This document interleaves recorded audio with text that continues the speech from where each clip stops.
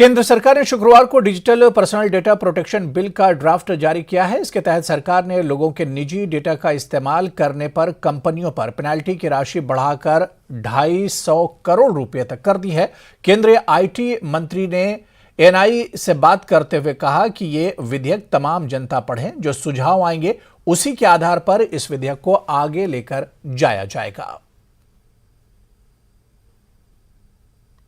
Personal data protection का bill upload किया गया है।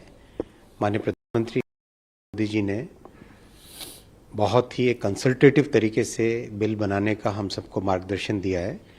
ये बिल आप सब पढ़ें, स्टडी करें और जितने भी स्टेक होल्डर्स से जो फीडबैक आएगा उसके बेसिस पे इसको आगे ले जाया जाएगा। कई बातों का ध्यान रखा गया है।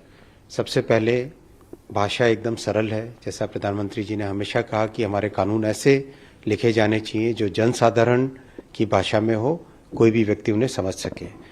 इसमें एक बहुत ध्यान रखा गया है कि देश की जो 8th शेड्यूल में जितनी भी भारतीय भाषाएं हैं, उन सब भारतीय भाषाओं में नोटिस हो, उन सब भाषाओं में जो भी एग्रीमेंट और जो भी प्राइवेसी वाले जो साइन करने होते हैं, जैसे किसी भी आप ऐप को डाउनलोड करते हो तो जो शुरू में आई एग्री वाला पॉइंट आता है तो वो भारतीय भाषाओं में लिखा होना चाहिए, सरल भाषा में लिखा होना चाहिए और क्या किस चीज का कंसेंट हमसे मांगा जा रहा है वो स्पष्ट तरीके पे कहा जाना चाहिए।